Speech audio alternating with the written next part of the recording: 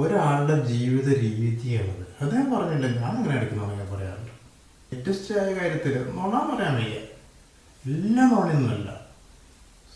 മന്ത്രിയാണോ എൻജിനീയറാണോ ഈ പണി ചെയ്യേണ്ടത്? മയക്കണ പണിയില്ല കേട്ടോ.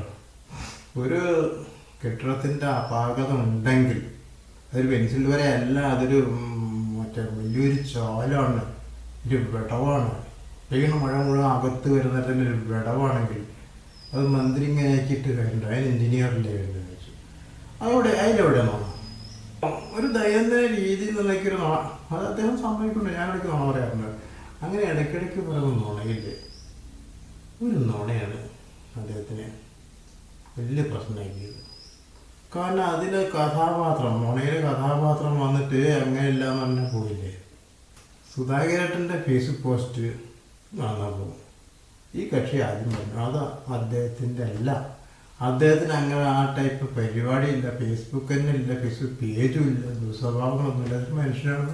എന്നെ ഒന്ന് വിളിച്ചേ ഉള്ളൂ, എന്നോട് വിളിച്ചപ്പോൾ ഇതൊന്നും പറഞ്ഞില്ല, അല്ലെങ്കിൽ ഞാൻ ഫേസ്ബുക്ക് പോസ്റ്റൊന്നും ഇട്ടില്ല എന്നാണ്. എന്തോ എന്നാൽ മറ്റാളൊരു പണിയില്ല, അതിനനുസരിച്ചിട്ട് വരിക.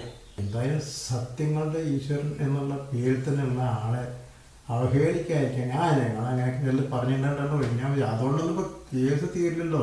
ആ ഫേസ്ബുക്ക് പേജ് പറഞ്ഞ വിഷയങ്ങൾ ഉണ്ടോ ഇല്ലെന്നുള്ളത് തീരില്ല. ഈ വ്യക്തിയെ നിക്ഷേപിക്കണം എന്തിനായിരുന്നു? എന്നെ അങ്ങനെ വിളിച്ചിട്ടുമില്ല, ഞാനും അങ്ങനെ പറഞ്ഞിട്ടുമില്ല, ഫേസ്ബുക്ക് പേജ് എൻ്റേതാണ് ഉപരി പറയാം. ഇവിടേക്കാണ് ഈ കുഴപ്പമേ.